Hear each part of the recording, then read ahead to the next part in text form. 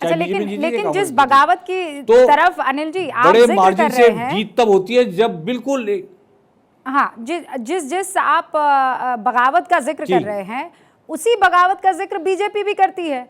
तो फिर उस लिहाज से तो ये त्रिकोणीय कम और चार कोने ज्यादा हो गए हैं कि भाई सचिन पायलट और जो सीएम राजस्थान के हैं उनके बीच में लगातार बगावत की चर्चाएं होती रही, और वो भी टॉप 2 लीडरशिप।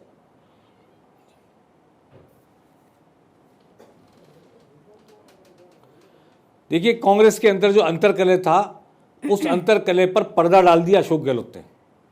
उस अंतरकलह को चुनाव में सरफेस पे नहीं आने दिया। मैं ये नहीं कह रहा कि सरफेस के नीचे नहीं था, और उसमें ये भी बता रहा हूं मैं आपको कि मेरा अनुमान ये है कि गुर्जर प्रत्याशी जहां था कांग्रेस का, जहां सचिन पायलट के प्रत्याशी थे, उन सीटों के अलावा बाकी सब सीटों पर गुर्जरों ने बीजेपी का साथ दिया है, ये भी मैं जान रहा हूं। लेकिन वो सरफेस पर लड़ते हुए नहीं दिखे। और ये जो प्रत्याशी हैं, कांग्रेस में भी बगावत हुई है, कई सीरियस कैंडिडेट कांग्रेस में भी बागी होकर लड़े हैं। हाँ, एग्जैक्टली वही मेरा पॉइंट है कि बागी जो है वो दोनों तरफ से खेला करते हुए नजर आ रहे हैं। को पता लगेगा, लेकिन हाँ अनिल जी, बस मैं आपसे इजाजत चाह रही हूँ। मेरे 2 और यहाँ पर साथी मौजूद हैं, दुष्यंत नागर जी ज्यादा है और समीर चौगांवकर जी। समीर जी, आपका दावा एग्जिट पोल के साथ है या फिर आप एग्जैक्ट का इंतजार करेंगे 3 तारीख को कड़ा मुकाबला कहकर? देखिए रुबिका जी, मुझे ऐसा लगता है कि राजस्थान, मध्य प्रदेश और छत्तीसगढ़ तीनों जगह भारतीय जनता पार्टी सरकार बनाने में सफल होगी। हालांकि एग्जिट पोल अलग अलग आ रहे हैं, कहीं भारतीय जनता पार्टी को कांटे की टक्कर देखने को मिल रही है राजस्थान के अंदर, कहीं मध्य प्रदेश में स्पष्ट बहुमत की भारतीय जनता पार्टी सरकार बना रही है, और छत्तीसगढ़ में भी कांटे की टक्कर है।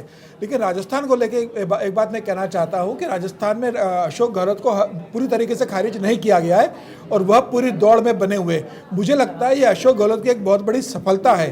5 साल जिस तरीके से वहाँ सरकार चली है, लॉ एंड ऑर्डर की सिचुएशन रही है, भारतीय जनता पार्टी ने जिस तरह से वहाँ जमीनी स्तर पर काम किया है, उसके बाद भी अगर अशोक गहलोत एक तगड़ी चुनौती पेश कर रहे हैं, तो मुझे लग रहा है कि इस पर लॉ एंड ऑर्डर के ऊपर वहाँ उनकी जो 7 गारंटियाँ थी वो जो 17 उन्होंने जिले बनाए वह भारी पड़े हैं। और मुझे लग रहा है उन्होंने महिलाओं के लिए, युवाओं के लिए सारी तरह की योजनाएं लागू कर दी थी। उस योजनाओं का असर लॉ एंड ऑर्डर पर भारी पड़ा है, और इसके कारण अशोक गहलोत को थोड़ा समर्थन जमीनी स्तर पर मिल रहा है। अशोक गहलोत, हमें उम्मीद थी कि अशोक गहलोत 2013 का प्रदर्शन करेंगे कि 21 सीटों पर समझ जाएंगे, लेकिन जिस हिसाब से वहाँ पर कांग्रेस प्रदर्शन कर रही है, मुझे लग रहा है ये निश्चित रूप से भारतीय जनता पार्टी के लिए एक चिंता का विषय है।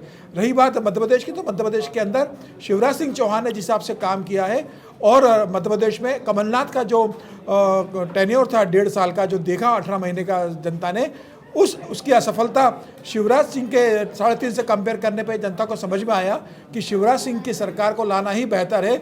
और मुझे लग रहा है दिग्विजय सिंह और कमलनाथ का जो झगड़ा वहाँ पर रहा, तो शिवराज सिंह चौहान की लाडली बहना योजना रही, या किसानों को सम्मान निधि 4000 से 6000 करने की योजना रही, या बच्चों को स्कूटी और लैपटॉप बांटने की योजना रही, और 50 से ज़्यादा सीटों पे जो महिलाओं ने ज़्यादा मतदान किया, और मध्य प्रदेश के अंदर महिलाओं ने शिवराज को एक तरफा वोटिंग की है। मुझे लग रहा है मध्य प्रदेश में शिवराज बनाने जा रहे हैं। मतलब तो छत्तीसगढ़ में मैं ये कहना चाहता हूँ कि छत्तीसगढ़ में जिस हिसाब से भारतीय जनता पार्टी को खारिज किया जा रहा था, भारतीय जनता पार्टी 3 गुना अपनी सीटें बढ़ा रही है 15 की तुलना में। समीर चौगांवकर जी, अभी जब ये आंकड़े आ रहे थे ना, तब मैंने कहा था कांटे का मुकाबला। अब बहुत से ऐसे लोग हैं जो कह सकते हैं कि क्या भाई रुबिका जी गजब करती है आप, कांटे का मुकाबला कैसे हुआ? 48 सीटों पर अगर कांग्रेस है, या 49 सीटों पर कांग्रेस और बीजेपी 38 पर है, तो कांटे का मुकाबला कैसे हुआ? अब दुष्यंत नागर जी, कांटे का मुकाबला ऐसे हुआ कि आप देखिए गोवा में सबसे बड़ी पार्टी कौन थी, सरकार कौन बना ले गया। मध्य प्रदेश में भी हमने ये बात देखी, और ये बात हमने महाराष्ट्र में भी देखी। इसीलिए यहाँ पर ये कांटे का मुकाबला हो जाता है। मतलब अगर सरकार बनानी है तो पुख्ता और पुरजोर जो है नंबर लाने जरूरी है, क्लीन स्वीप।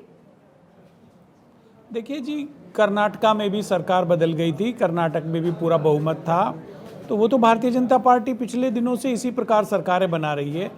लेकिन मैं इतना कहना चाहता हूँ कि देखिए, राजस्थान में मुख्यमंत्री जी की चिरंजीवी योजना, 500 रुपये में गैस का सिलेंडर, 1 करोड़ 9 लाख लोगों को पेंशन का लाभ जिस प्रकार से दिया है, अशोक गहलोत जी का काम बोल रहा है। और मेरा मानना है Congress party single largest party बन के उभरेगी, और राजस्थान में कांग्रेस की पुनः सरकार बनेगी। अच्छा, ये सब मैंने रिकॉर्ड कर लिया दुष्यंत नागर जी। रिकॉर्ड कर लीजिए। जी जी जी जी हाँ, तो 3 तारीख को वरुण जी, दुष्यंत नागर जी, समीर चौगाकर जी। मैं तो हूँ 3 को यहीं, आपके यहीं हाँ, पे। नहीं, आपको हम कहीं जाने भी नहीं देंगे ना दुष्यंत भाई, ना वरुण जी को कहीं हम जाने देंगे। यहाँ पर आप ही तो हमारा सबसे मजबूत पिलर है आज की तारीख में। लेकिन जीवीएल, जोक्स अपार्ट, अगर मान लीजिए इन दोनों ही राज्यों में जैसा एग्जिट पोल के नतीजे कह रहे हैं आपकी सरकार बनती है, तो फिर पहला प्रश्न यही आएगा कि चेहरा कौन? क्या वही पुराने चेहरे, क्या वही वसुंधरा राजे सिंधिया, या फिर वहां पर शिवराज सिंह चौहान? अगर नहीं तो, क्योंकि आप लोगों ने उनका चेहरा तो कहीं इस्तेमाल किया ही नहीं, चेहरा तो सिर्फ प्रधानमंत्री नरेंद्र मोदी का है।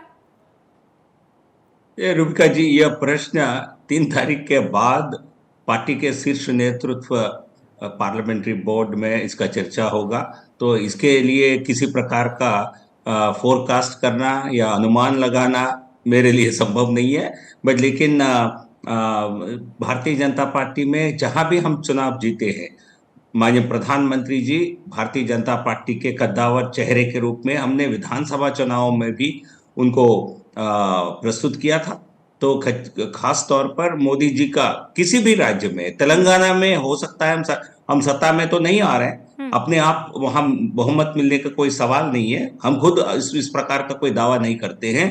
बट लेकिन वहां भी जो इजाफा होगा, हमारा वोट शेयर में बड़ा इजाफा होगा, उसका प्रमुख कारण प्रधानमंत्री जी के, माननीय प्रधानमंत्री जी के, उनकी विश्वसनीयता और उनकी लोकप्रियता, उसमें कोई शक नहीं है। अब एक बार दर्शकों को मैं बता देना चाहती हूँ कि हमने उनकी आसान समझ के लिए कहाँ कौन सा प्रदेश जो है किस पार्टी के पास जा रहा है, वहां का वो मैजिकल फिगर क्या है, हमने आपके लिए तैयार किया है। अब सबसे पहले जरा हम बात कर लेते हैं उन राज्यों की जहां पर चुनाव के बाद से ही शर्तों का दौर जो है वो लगने लग गया था। सबसे पहले राजस्थान की बात करेंगे। देखिए, राजस्थान का महापूर्वानुमान क्या कहता है कि बीजेपी के खाते में 105 सीटें आ रही हैं, कांग्रेस के खाते में 84 सीटें आ रही है और अदर्स के खाते में 10 सीटें हैं। ये महत्वपूर्ण हो जाता है। और राजस्थान में बहुमत का आंकड़ा है 100, बीजेपी को 105, कांग्रेस को 84 और अन्य के खाते में 10 सीटें जाती हुई दिख रही है। और यहां बीजेपी बहुमत से 5 सीटें ज्यादा पा रही है,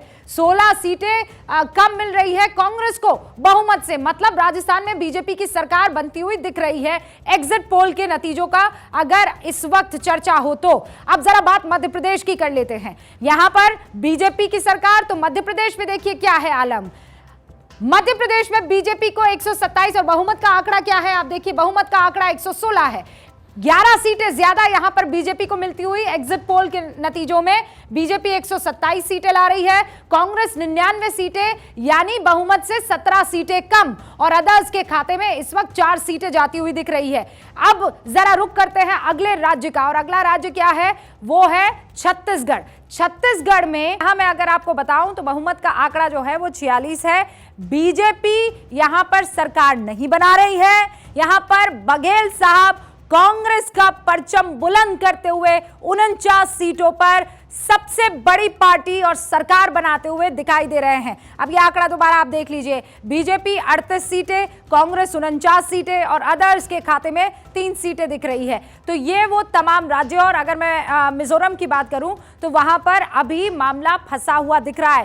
तेलंगाना में पहली बार कांग्रेस सरकार बनाती हुई दिख रही है।